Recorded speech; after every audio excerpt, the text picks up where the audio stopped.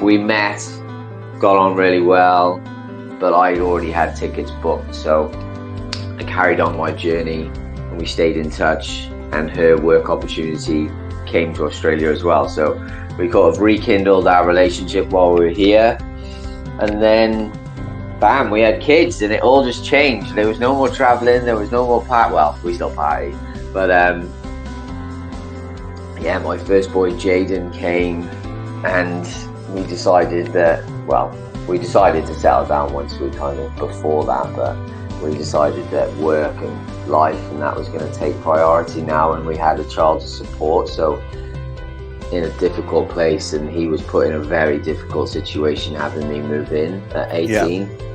I was very fragile and I didn't respect him, I guess. That's horrible to say out loud, Jesus. Because he didn't have much involvement in my upbringing. I was like, why do you now have a say all of a sudden? And it was difficult for him, I'm sure. My father and I, our relationship grew into something special when I became a dad myself. The first phone call I made when I come out of the hospital was to my dad, and I was like, oh my God, if you feel how I feel right now about my kid, about me, I'm so sorry. I just said to him, I'm so sorry for putting you through all that crap and, not involving you, because right now I was just a marshmallow of emotion for my boy. And I was like, imagine my dad felt like this.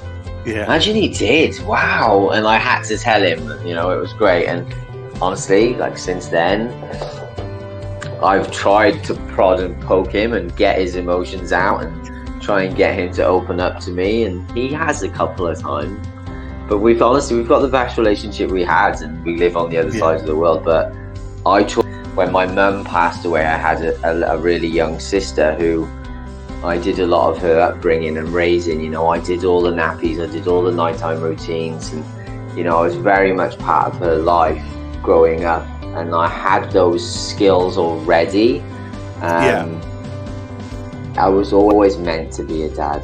I know that sounds a bit strange, but whenever I was with my family, aunties and uncles and that, I was always with the little kids, and I'd be playing with them. And then when my sister was around, it was just her. I wouldn't say as far as a father figure, because she does have a dad, but he was a radiographer who worked away quite a bit.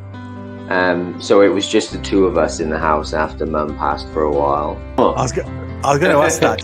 Were you one of those mental parents that waits until the day, or did you find out what you told me? No, well, the way I saw it, you get the surprise right then and there when they're born, or you get the surprise when you go for the scan. It's just a few months earlier, and I didn't want to be disappointed that it was a girl when I first met the baby. I didn't want to go, oh, it's a girl.